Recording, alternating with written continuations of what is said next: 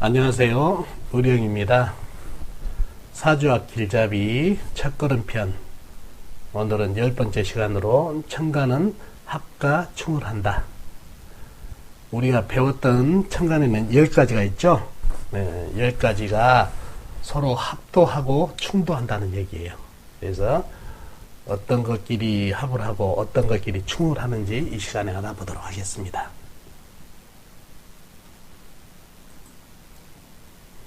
천간의 합, 요 5가지 합은 반드시 외워두시는 게 좋습니다. 자, 갑목과 기토가 합을 해서 흙을 낳습니다. 갑기 합토라고 그러죠. 이렇게 외우시면 되고, 을목과 경금이 합을 해서 쇠를 낳습니다. 을경합금이라고 외우시면 되겠네요. 그리고 병화와 신금이 만나서 물을 낳습니다.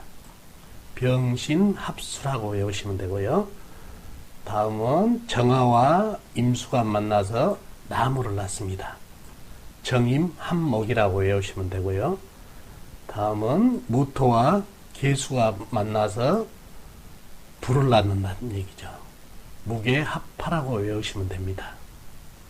자, 이렇게 서로 다른 오행들이 만나서 새로운 오행을 낳는 것을 합이라고 그럽니다.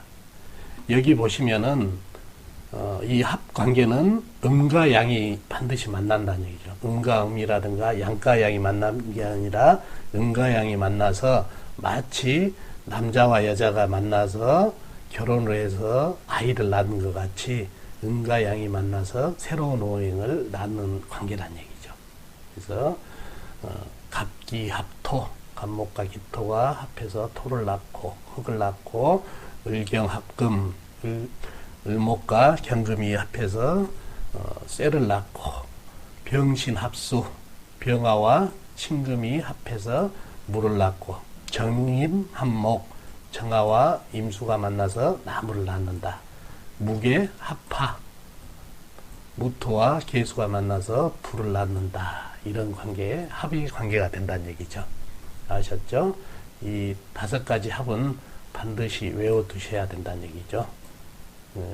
왜 그러냐면 사주를 나중에 풀어가면서 사주를 만났을 때 이런 합이 있을 때, 아, 이게 합이구나. 이거를 한눈에 알아보셔야 되기 때문에 반드시 외워야 된다는 얘기죠. 아셨죠?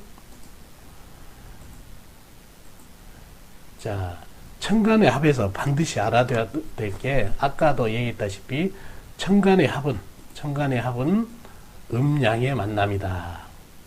그렇죠? 음과 양과 양의 만남이 아니라 남녀가 만나듯이 음과 양의 만남이다 얘기죠. 그리고 알아두셔야 될 게, 천간합은 나란히 붙어 있어야 성립합니다.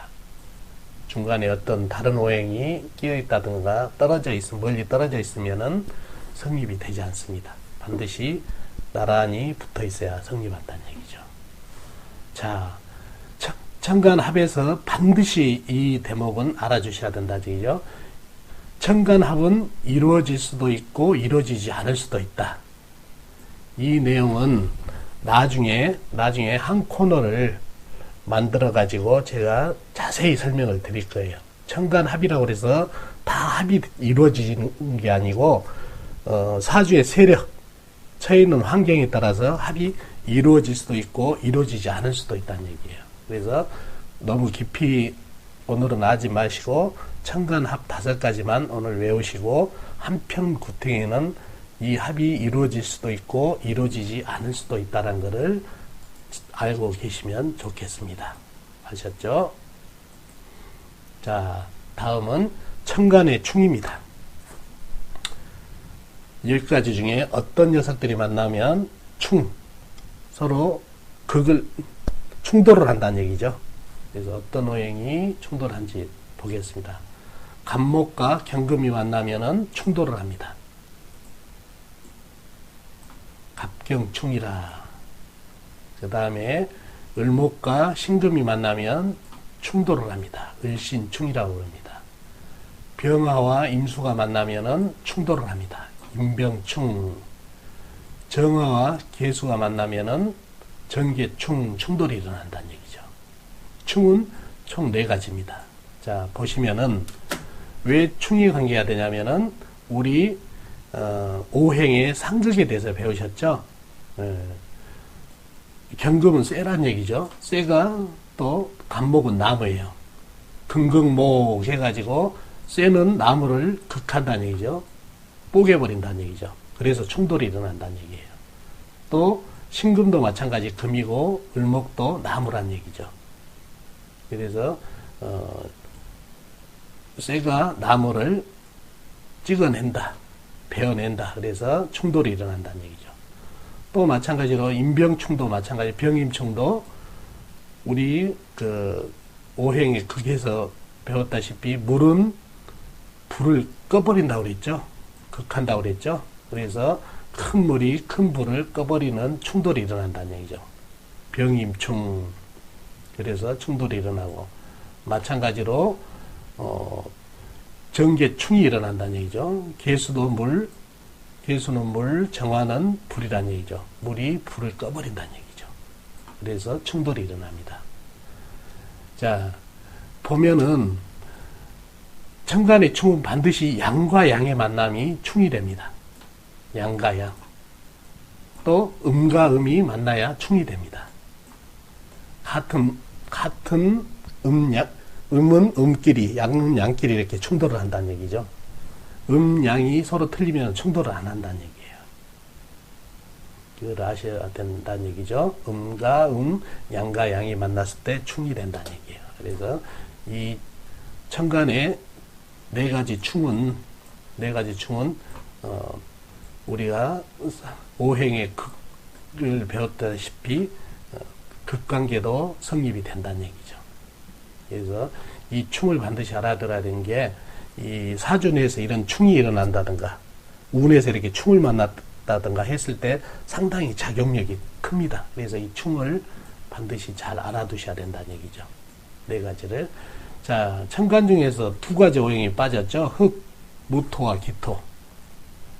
이거는 충이 없습니다. 단지 극이 있다는 얘기죠. 충돌이 일어나지 않고 극이 있기 때문에 여기서는 충에서는 무토와 기토는 빠졌습니다.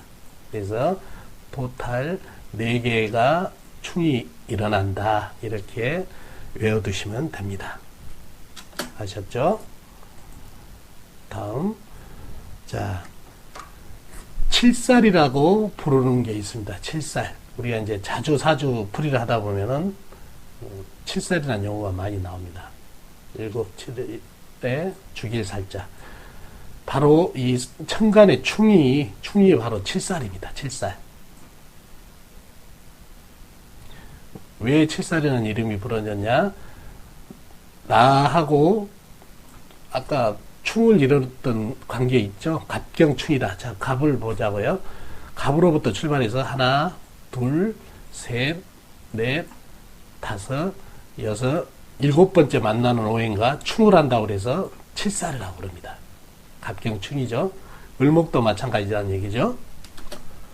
하나, 둘, 셋, 넷, 다섯, 여섯, 7번째 만난 신금과 을신충을 이룬다는 얘기예요.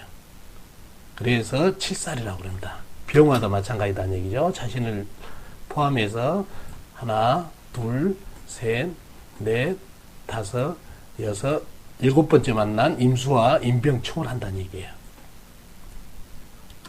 정화도 마찬가지. 하나, 둘, 셋, 넷, 다섯, 여섯, 7번째 만난 계수와 충을 한다고 해서 정계충이라고 합니다.